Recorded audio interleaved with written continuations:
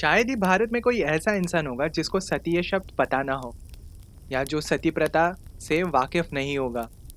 हालांकि आज ये प्रथा सती प्रिवेंशन एक्ट 1987 के तहत इल्लीगल है। मगर यार इस प्रथा की शुरुआत आखिर हुई कहाँ से और कैसे?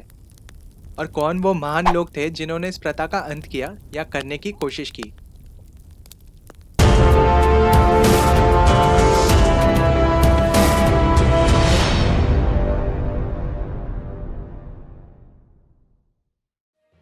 नमस्कार दोस्तों, मेरा नाम है अनिश। अगर आपको ये वीडियो इन्फॉर्मेटिव लगता है और इससे कुछ सीखने मिलता है तो यार प्लीज़ इसे लाइक कर देना, शेयर कर देना और वो जो लाल बटन है सब्सक्राइब वाला उसे दबा देना। हमें स्कूल में तो पढ़ा गया था कि सती का एबॉलिशमेंट ब्रिटिश रूल के टाइम हुआ था, जो कि सही भी है। उस समय के governor general of India lord William Bentinck ने the Bengal Sati regulation act 1829 के तहत सती को ब्रिटिश इंडिया में बैन कर दिया था। मगर इस एबॉलिशमेंट के पीछे एक इंडियन रिफॉर्मर्स का बहुत बड़ा हाथ था।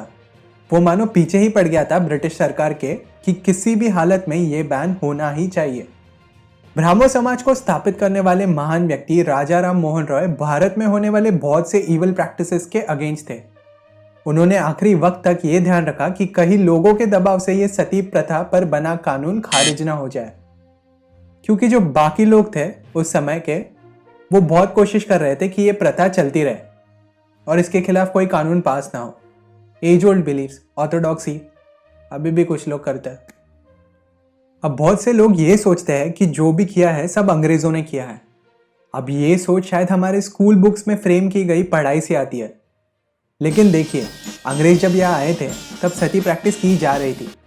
हालांकि वो इस प्रथा से खुश नहीं थे, पर करते भी क्या, पहले से इतना विद्रोह था, रिबेल्स थे, और उस पर अगर रिलीजियस मैटर में कुछ बोलेंगे तो पंगे हो जाएंगे।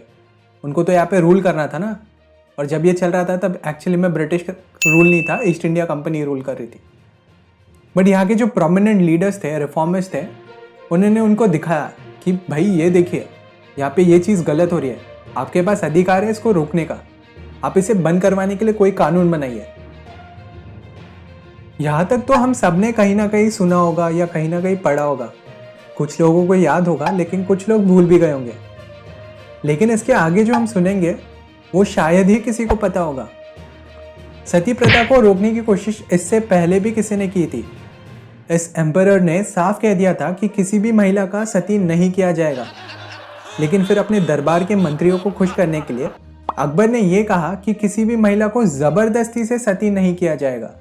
अगर कोई महिला सती नहीं होना चाहती तो उस पर कोई भी जबरदस्ती नहीं करेगा।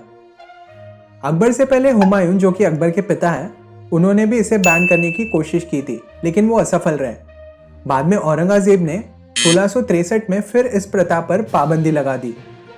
अब हुमायूं और औरंगजेब का क्या रीज़न हो सकता है इसे बैन करने का, इसका कोई सोर्स या कुछ रीज़न पता नहीं चल पाया है।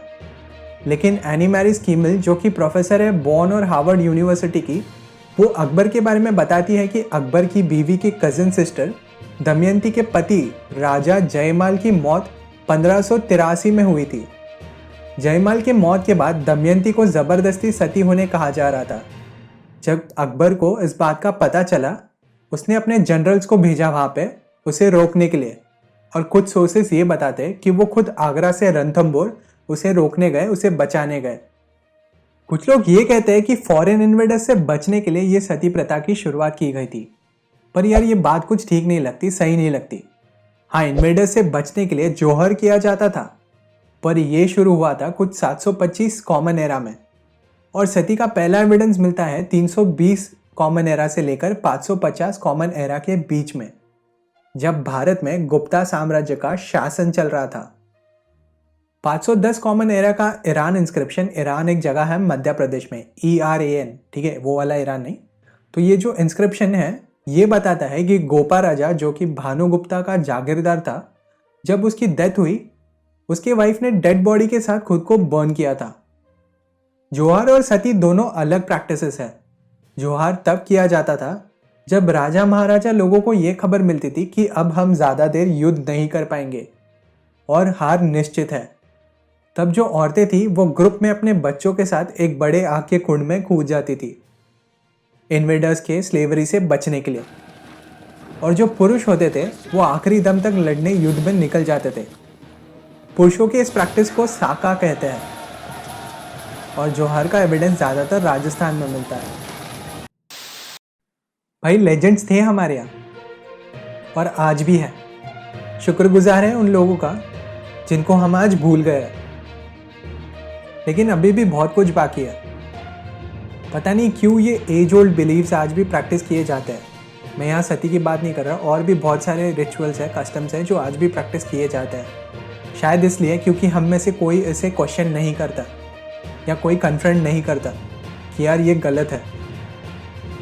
तो यार बस आज के लिए इतना ही। ज़माने के साथ आगे बढ़ रहे हो तो यार इस वीडियो को लाइक ज़रूर कर देना और हर उन लोगों के फ़ोन तक पहुंचाना जो आज भी अनवांटेड ओल्ड रिचुअल्स और कस्टम्स को मानते हैं। Thank you for listening. जय हिंद।